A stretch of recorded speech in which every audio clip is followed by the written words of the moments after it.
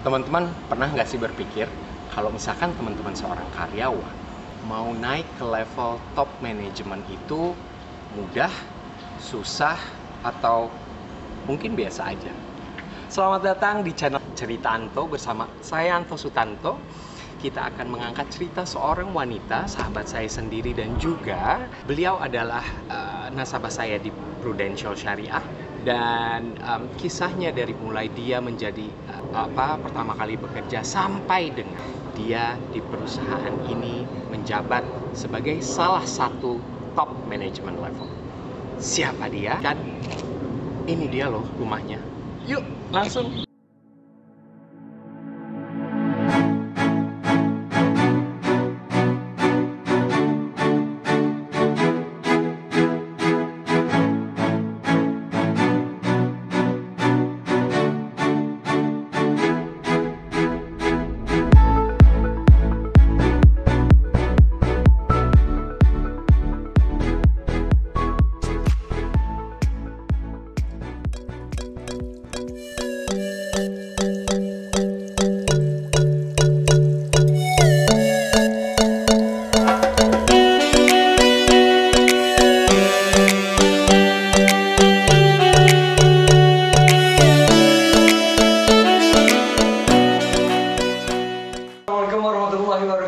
Selamat datang di channel Cerita Anto bersama saya Anto Sutanto. Seperti yang saya janjikan, saya akan kembali mengangkat cerita seorang wanita yang akan menginspirasi kita semua. Dan hari ini saya sudah berada di Hutan Tangerang. Beliau adalah salah satu nasabah saya juga di Prudential Syariah sudah dari tahun 2012. Dan hari ini seperti yang saya janjikan tadi di awal, bahwasanya beliau akan bercerita tentang bagaimana dari seorang karyawan menjadi atau menduduki level top management. Langsung aja kita bincang-bincang dengan Dona, Mbak Dona. Halo. Kiana. Yeah. Yes. Apa kabar Mbak Dona? Baik. By the way, Mbak Dona ini adalah sahabat saya. Kita pernah kerja bareng nih. Iya. Di yang rupanya belakangnya, yes. Gazillion years ago. Gazillion years ago with nice boss ya. Yes, very nice. Oke, Mbak Dona langsung aja ya. Boleh nggak sih ceritain backgroundnya dari dulu menjadi seorang karyawan dulu, lalu you move up to management level, top management level. Iya. So actually kalau kerja di sini sekarang udah 11 tahun. 11 tahun. Tapi before that, long before that, pertama kali kerja adalah sebagai personal assistant for country head manager yang tempat kita bertemu, berjumpa, ya kan. Kita ketemunya di situ, di kantor tersebut. Nah dari situ beberapa tahun karena ada pergantian manajemen, ya kan. Terus I moved out to meniti karir yang totally different. Jadi mulai dari basic lagi jadi AE di agency. Kenapa waktu itu mau berkarir di industri yang berbeda? Apa mau punya banyak pengalaman yang berbeda atau apa sih? Kenapa? Selalu interested in this different industry. Jadi waktu jadi personal assistant itu kayak udah bosen aja gitu, 9 to 5. Nggak 9 to 5 banget sih karena bosnya ya kan tahu, jadi kalau dia belum pulang ya kita juga nggak boleh pulang juga. Sering banget pulang tengah malam karena assist him gitu. Terus pas ada opportunity untuk kerja di agency, creative agency, seneng banget. Terus start kerja sama Jerry Aurum, one of the best photography, masih for me still one of the best gitu. And he also one of the best mentor yang pernah I work with gitu. Jadi mentor dalam hal apa nih? Dalam pekerjaan.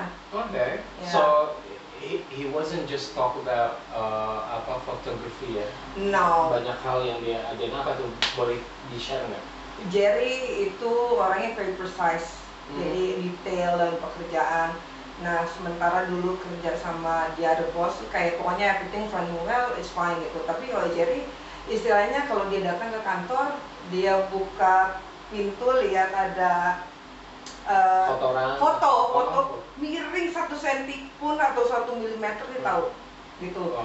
Segitu precise-nya Jerry ini. Jadi apalagi dalam pekerjaan. So belajar banyak banget dari Jerry, detail pekerjaan, terus how to discuss things with the team. Karena Jerry is all about teamwork gitu. Terus he's very professional juga.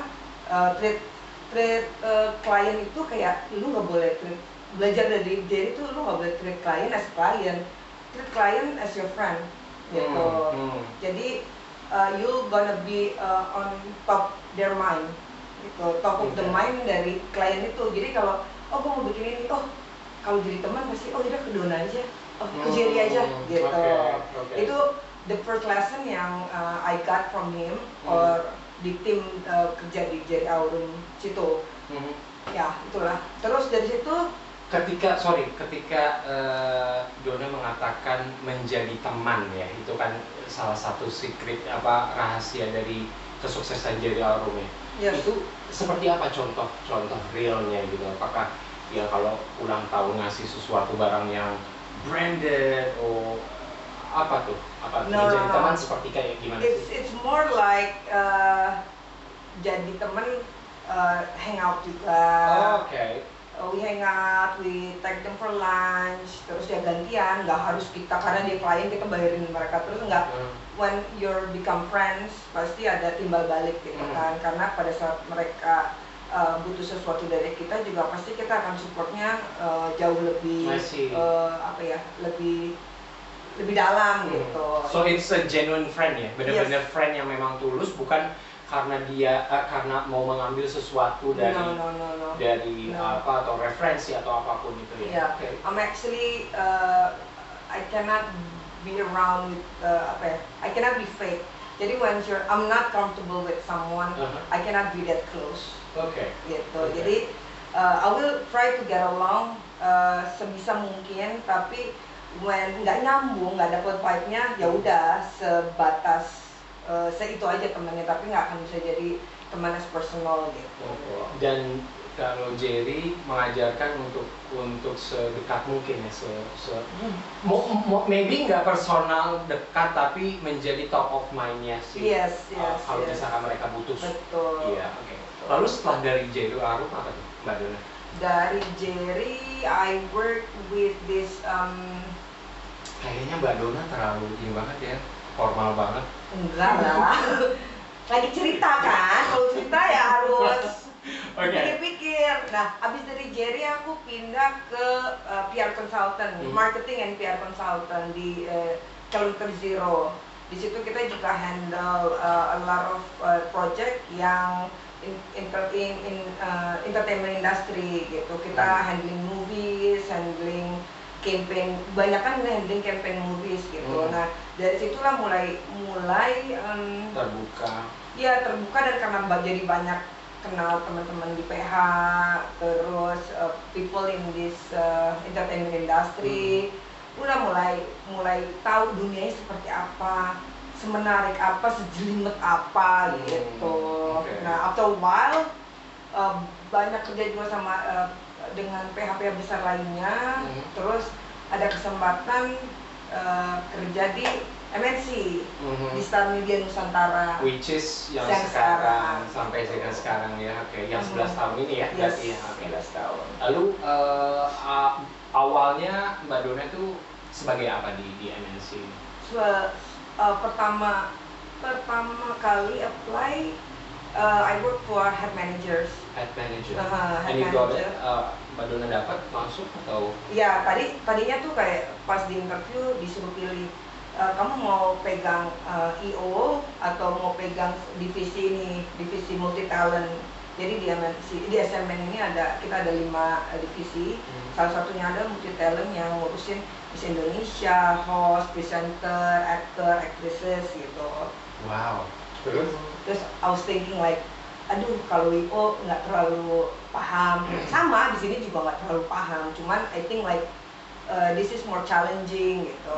Kayak when you interact with people, pasti problemsnya banyak, tapi senangnya juga pasti banyak. Iya, gitu. iya pasti ya. Karena Yes. kan otak manusia itu nggak selalu Yes. apa Sama. sama dan apa yang kita mau mereka mau lakukan. Oke, lalu Terus ya udah akhirnya milih yang oh yaudah I'm gonna take this management talent management side-nya yang di divisi ini gitu.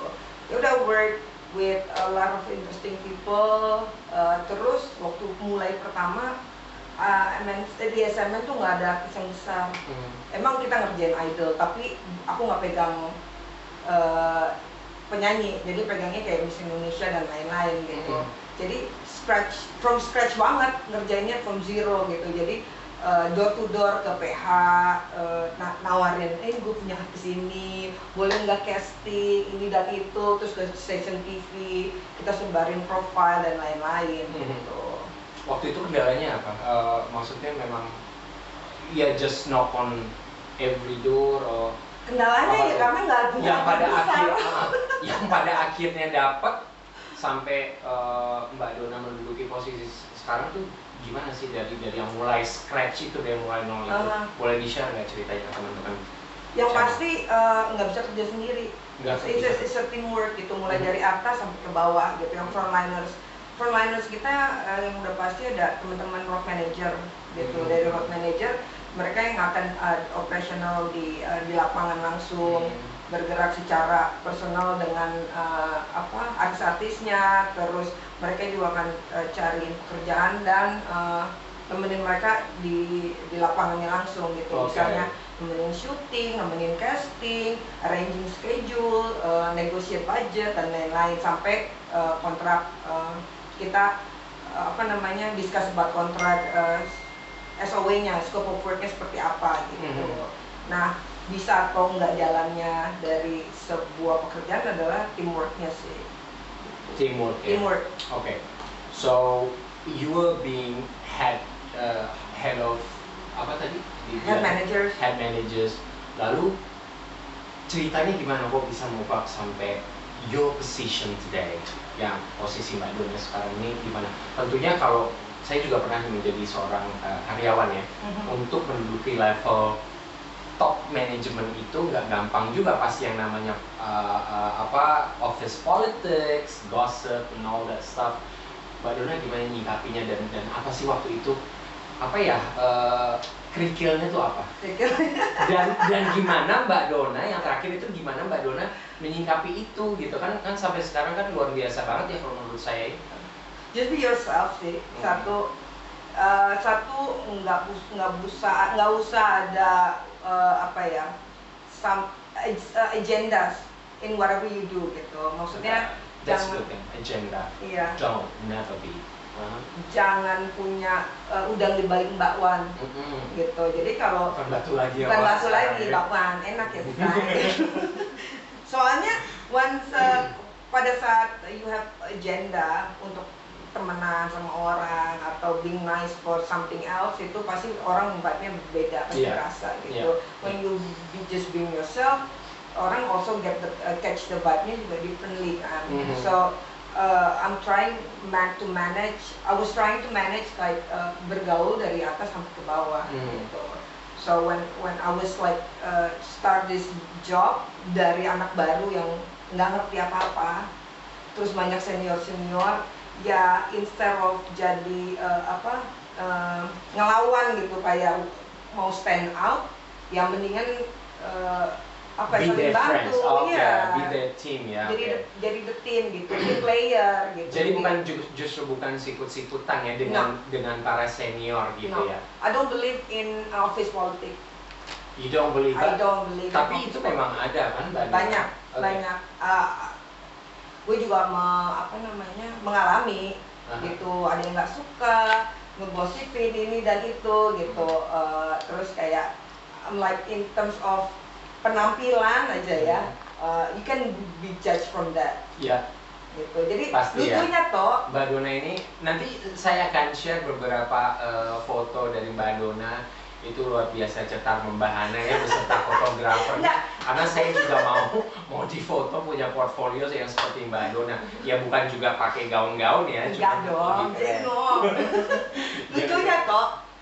Waktu pertama masuk kan, I'm like very zaman dulu ya kan sedangnya pakai rok mini, high heel. Itu tuh cita-cita gue banget waktu jadi zaman kuliah. Ih, gue pokoknya pengen cepet kerja biar bisa dandan kayak orang-orang kantoran gitu kan.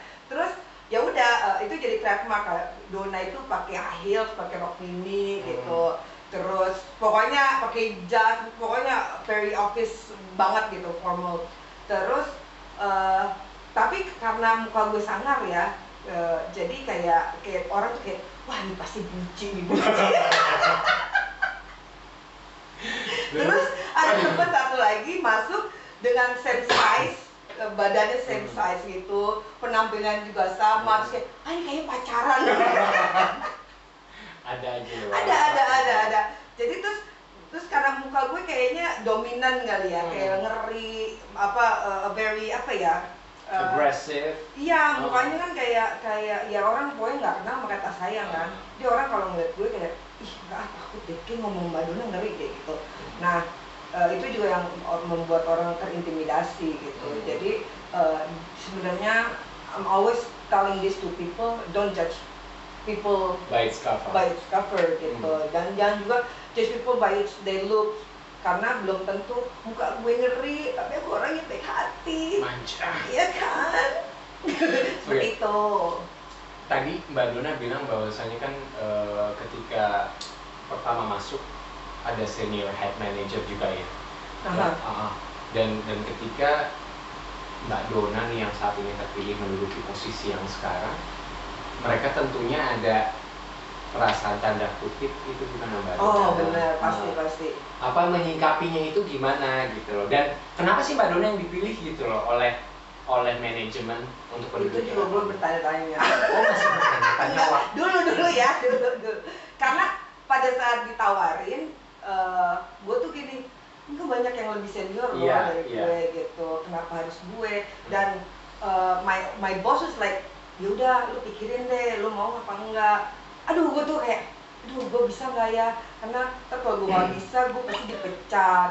Kalau gue nggak bisa, nanti nama gue jelek. Terus perusahaan juga berantakan gitu. Karena pegang jabatan kan it's not only about status, tapi tanggung jawab. Dan juga target ya, Wak. Betul. Tapi dari situ my boss was very wise banget sih, kayak Don lu bisa kok, lu harus bisa, lu juga harus punya aim secara career path. Karena honestly pada saat itu I was in the safe place, jadi achievement target setiap bulan nggak pernah fail, fail gitu. So I was in a good position, kayak udah, gue mah nggak mau mikir pengen jadi naik pangkat, naik jabatan, pengen jadi bos, nggak ada pikiran. Yang terpenting target terpenuhi dulu. Betul, itu aja ya. Betul, nanti tanggung jawabnya terselesaikan, terwujud gitu.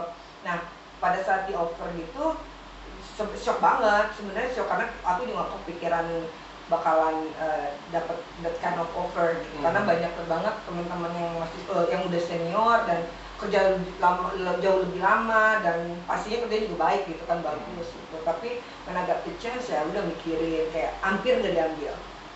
Nggak menanggapi negatif from your senior, employee, your senior colleagues. Yeah. Itu gimana? So, karena ini banyak ya kejadian yang membuat orang pada akhirnya keluar dan tidak bekerja lagi di tempat itu. Betul, gitu loh. Senioritas ya. Sangat disayangkan banget karena kalau kita memang kita berpotensi, bukan karena kita lebih dulu bekerja di situ, tapi karena manajemen melihat kita berpotensi lebih daripada orang lain gitu. Jadi apa juga? So pada saat di offer, I was thinking hard, to talk with a few good friends of mine. Salah satunya adalah Boy William. Jadi we've been working few years. Terus I was telling him like, boy, gue ditawarin gini. Like, ambil lah, bego lo, you deserve it, come on. Like he give me like this encouragement gitu kan. Terus that was the turning point yang kayak oke lah, gue coba. Kalau boy pikir nggak, maksudnya he will never lie to me gitu. Kalau dia pikir gue nggak comfortable atau nggak nggak bisa pegang tanggung jawabnya, pasti kan nggak usah lah. Dia selalu orang yang very jujurnya, suka sadis gitu kan. So when he give me this encouragement, support, ya udah deh, I'll try, I'll take it gitu. Yang when I took it, ya pastilah banyak omongan sana sini kayak ya dia mah deketin bosnya biar naik, apapun itulah ya. Tapi Mbak Donna ignore it or I embrace it. Embrace it. I Okay. embrace it. This is interesting. So Saya kayak ngomong sama Cinta Laura ya lah. So embrace it dan bersyukur aja mungkin ya. Nggak, lebih kayak embrace it kayak oh ya udah, kalau this guy dia nggak punya confidence about me, jadi superiornya mereka atau lead mereka, berarti I have to give them the proof gitu, kayak I'm here to help you, I'm not your competitor. Yeah. Gue di sini buat bantuin semua orang gitu. Jadi from my point of view, makin tinggi jabatan seseorang, dia makin jadi frontliner yang harus jadi pembantu, istilahnya pembantu untuk semua orang. Jadi dari bawah sampai ke atas, nah dia harus bisa ngebantu semua lini gitu. Jadi pada saat road manager punya masalah nggak bisa reach the head manager, they can reach to me. Artis nggak bisa reach both of them, they can reach to me. Head managers nggak bisa reach artis, nggak bisa reach siapapun, misalnya ada masalah ya they can reach to me gitu. Jadi makin tinggi jabatan lu bukan jadi enak-enak jadi bos, nggak enak-enak juga. Jadi ya makin tanggung jawabnya makin besar, terus waktu buat diri juga makin sedikit karena you serve a lot of people. Ini interesting, sangat menarik sekali apa yang dikatakan Mbak Donna. Jadi menurut Mbak Donna ini juga hal yang baru juga ya. Kalau menurut Mbak Donna nih, apa yang dikatakan Mbak Donna, dia adalah menjelma menjadi seorang leader, bukan seorang manajer atau bos. Ini sangat menarik banget dan teman-teman bisa ambil satu pelajaran gitu ketika teman-teman mungkin di posisi seperti Mbak Donna atau bahkan lebih gitu loh. Bukan berarti kita menjadi lebih bossy, tapi ingat loh tanggung jawabnya dan juga serving other people atau melayaninya harus lebih ini kan ya. Lebih banyak lagi. Lebih banyak lagi. Dan ketika banyak biasalah office politik bukan berarti harus memusuhi mereka, tapi lebih kepada memberikan ruang ya. Ruang dan grab them. Ya, justru merangkul dan apa ya namanya tadi Mbak Donna bilang memberikan membuktikan bahwa I'm not your competitor, tapi I'm here as your team. Bukan membuktikan gue lebih baik daripada lo, tapi lebih kepada I and your team. Gue ini tim lo gitu. Yes, I'm here to help you. Gitu. Terus kalau misalkan alasannya manajemen memilih Mbak Donna apa? Well, I never really asked that. Tapi pada saat manajemen punya keputusan pasti didasari banyak alasan ya, gitu. And kalau positif atau negatifnya lebih banyak pasti nggak akan keluar nama gue kan, gitu. But probably from the track dari target dan problem solving, manageable, everything manageable gitu. Jadi walaupun banyak troubles, paling enggak seminim mungkin yang dibenerin dulu, diurusin dulu in my own team gitu. Tapi sambil paralel diinfoin ke atasan gitu. Jadi nggak tiba-tiba kita udah urusin sendiri, terus nggak bisa baru langsung meledak ke atas gitu. Tapi kita urusin tapi paralel. Prosesnya tahu. Gitu. Jadi once nggak bisa di-solve sendiri, my boss already know, oh ada masalah ini, jadi dia juga akan bantu secara solusi seperti apa. Tapi mungkin nggak sih Mbak Donna di posisi saat ini karena memang kedekatannya dengan big boss atau bisa. I will never say no, karena balik lagi pepatah tak kenal maka tak sayang itu benar banget. Tapi kenal bukan berarti you sucking up, right? Of course menjilat, tapi memang benar-benar genuine. Seperti yang tadi Mbak Donna pernah kerja di Jerry Aurum, itu bukan hanya untuk klien tapi juga untuk apa namanya, colleagues ya, termasuk manajemen. Right. Betul ya berarti Mbak Dona? Betul.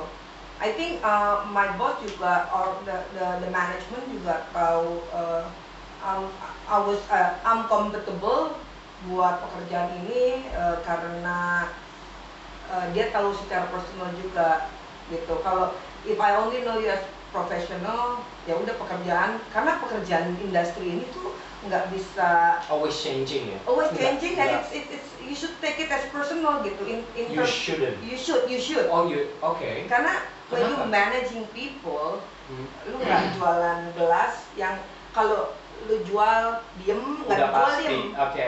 Ya, kalau orang lu jual nggak suka, aduh kerjaan gue banyak banget sih gitu, gue kapan liburnya, lu nggak jual teriak-teriak, mana nih kerjaan dinamis gue. Ya, benar, very dynamic gitu. Oke. So kalau seseorang tahu kita secara personal, mereka juga akan tahu cara pikir kita seperti apa, problem solving seperti apa. Nanti dia juga tahu kalau kita ketemu problem gimana, stepsnya apa yang akan kita ambil tuh dia tahu, dan paling enggak komunikasinya harus lancar gitu, ke atas ataupun ke bawah gitu. So I think my boss know me better secara personal juga profesional, karena profesional mah udah kelihatan data ya pasti, tapi secara personal dia juga tahu kayak, oh ya Dona misalnya nggak tahu ya ibu sayangku gitu, mungkin mikirnya kayak, oh Dona anaknya bisa diajak ngobrol, bisa discuss, terus nggak selalu serius, terus take it apa ya, pekerjaan juga fun tapi serius. Betul ya. Itu intinya juga ya. Mbak Dona, dari pengalaman Mbak Dona dan mulai pertama kali kerja, lulus kuliah, lalu pertama kali kerja menjadi staff sampai dengan sekarang, apa pelajaran yang Mbak Dona bisa ambil untuk teman-teman channel Cerita Anto agar mungkin mereka mau menjadi seperti Mbak Dona, cuman kok kayaknya banyak halangan. Apa pesannya Mbak Dona? Pesannya apa ya? Ya genuine aja sih, be yourself. Jadi diri sendiri ya. Genuine pada orang lain juga. Jangan berpura-pura, intinya sih itu. Kalau misalkan kita baik sama orang, betul ya Mbak Dona? Betul, and the most important thing I learned so far is your attitude. Apa tuh, gimana? Maksudnya attitude tuh, jadi bekerja di industri entertainment itu udah pasti attitude nomor satu. Your skill bisa diolah, bisa dipelajarin. You can make it better by practicing gitu. Tapi kalau your attitude bad, misalnya kalau I'm always telling my artist atau my team, ketemu orang dari misalnya office boy, makeup artist, orang lampu, orang lighting, sampai PU untuk ya be humble, be nice, selalu tegur mereka gitu. Gak boleh sombong, karena you never know seorang itu akan jadi apa dan jadi siapa gitu in the future. Terus justru mungkin kita yang akan minta tolong ke mereka ya. Exactly. Karena nggak selalu kita di atas dong. Betul. Dan attitude, what I said attitude gitu. Curhat banget. Enggak, this is I think ya, this is one of the words yang very buat gue sangat mendalam artinya gitu. When you have the right attitude menghadapi orang, you will get good result kok at the end. Nggak akan mungkin nggak akan instant, tapi when you have good attitude, people will remember you as a good person. Paling nggak, lu mungkin gue nggak butuh lu secara profesional sekarang, tapi oh you are a nice person, you are a nice person. Jadi I will try to tetap connect sama lu, silaturahmi sampai nanti mungkin ada kesempatan untuk bekerja sama. Itu sih. Kita nggak pernah tahu. Yes. Jadi attitude is number one buat any of industry. When you work, well nggak hanya kerja sih, tapi hidup secara general aja harus ya, you need to have a good attitude. Gitu. Mbak Dona, kalau misalkan Mbak Dona diberikan satu kekuatan untuk memutar waktu dalam nih pertanyaan, apa yang Mbak Dona apa penawar muda?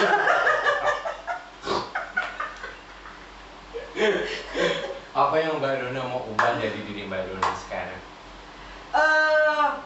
Dan untuk orang lain ya, bukan hanya Mbak Dona, untuk teman, untuk orang tua mungkin untuk siapapun di sekeliling Mbak Dona? I would love to have a mentor. Don't you have enough? Bukannya Mbak Dona udah No, I punya think yang selalu gue bilang sama teman-teman di kantor ya, kayak you have me, I can guide you in every steps of the way gitu. Tapi when I was start working, I have nobody yang ngajarin gue, lu harus begini, ini harus begini, nggak ada. Jadi semuanya kayak Tarzan dicemplungin ke hutan, ya udah gue harus belajar sendiri gitu. Susahnya kayak gimana, senangnya kayak gimana. Tapi if I could turn back the time, gue bakal mencari mentor yang bisa memberikan gue paling enggak in terms of support, terus punya support system in terms of pekerjaan maupun yang lainnya gitu. Jadi I would love to have a mentor. Jadi untuk dapetin mentor itu kalau menurut Mbak Dona gimana? Kalau teman-teman di luar sana gimana Mbak Dona kalau misalkan saya mau punya mentor yang seperti Mbak Dona katakan? Find someone bergaul aja ya. Bergaul dan find someone yang punya paling nggak legit track gitu kan, secara pekerjaan baik, terus yang punya satu visi sih sama kita, yang kita bisa relate ya. Yes gitu. Karena when I start this work, aduh nggak ngerti dunia bisnisnya, nggak ngerti, orang-orang yang nggak banyak yang nggak kenal gitu. Jadi ya kerjanya mungkin if I have a mentor, career path-nya lebih cepet gitu. Kayak tapi untuk skor Mbak Dona juga udah lumayan cepet ya. Iya, imagine kalau if I had a mentor. Lebih. Exactly gitu. Mbak Dona, di satu pertanyaan terakhir, di masa pandemi ini kan banyak orang-orang yang banyak kehilangan orang-orang yang dicintai karena pandemi. Kemudian juga ada orang yang dipecat, lalu ada orang yang nggak dipecat, dirumahkan, cuman nggak digaji dan lain sebagainya, yang ngebuat kita down. Apa yang Mbak Dona, pesan-pesan apa yang Mbak Dona mau katakan ke teman-teman channel Sri Tanto? Satu aja sih, don't take things for granted. Kenapa tuh? Pada saat kita punya pekerjaan, kita selalu misalnya, aduh kantor gua begini begitu, terus bos gue begini begitu, you're always complaining about something. Because nothing is perfect, nggak ada yang sempurna. Nobody's perfect, nothing's perfect, benar. Yeah.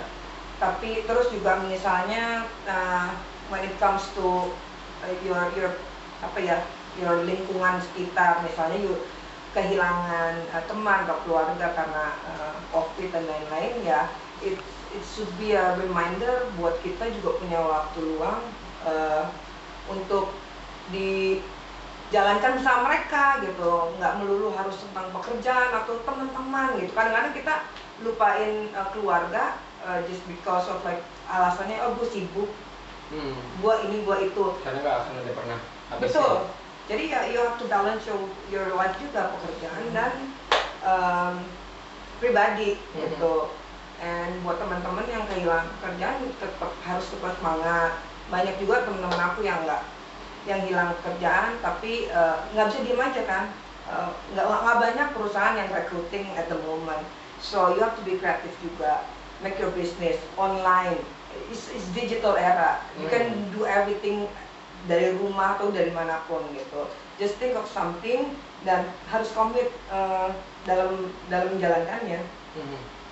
Begitu. Apalagi sekarang pandemi juga makin, kalau kita lihat berita makin mengerikan. Ada yang new virus gitu ya, berevolusi gitu dan lain sebagainya. So kalau kata Mbak Dona sendiri, always think of a new way. Kita benar gak sih kalau saya ngomong kita itu masih diberikan kesempatan hidup oleh Tuhan, itu pasti ada hikmahnya ya. Betul. Pasti. ada gunanya bagi orang sekeliling kita, bagi diri kita, dan juga mungkin orang tua atau siapapun itu. Benar nggak Mbak Dona? Benar banget. Ya. Benar ya. Setuju. Iya. Pasti ada hikmahnya say. Mbak Dona ini masih mencari pendamping. Hey. Ya. Tidak, sudah ada. Gue manajer Nur Kuning, Mbak. Oke. Doakan saja guys. Oke, thank you so much Mbak Dona atas sharingnya. Semoga teman-teman channel Cerita Anto juga mendapatkan inspirasi ya. Nanti saya juga akan share, boleh ya kontaknya Mbak Dona? Boleh. Barangkali ada yang mau jadi etong ya kan? Betul nggak Mbak Dona? Betul. Nanti akan langsung ketemu. Saya akan tulis di deskripsi IG-nya Mbak Dona, boleh ya? Boleh. Oke? Oke. Mbak Dona, thank you so much. Thank you Sekali so lagi, much. ya. Thank you. Teman-teman channel Cerita Anto, mudah-mudahan mendapatkan satu motivasi dan inspirasi pada hari ini ya.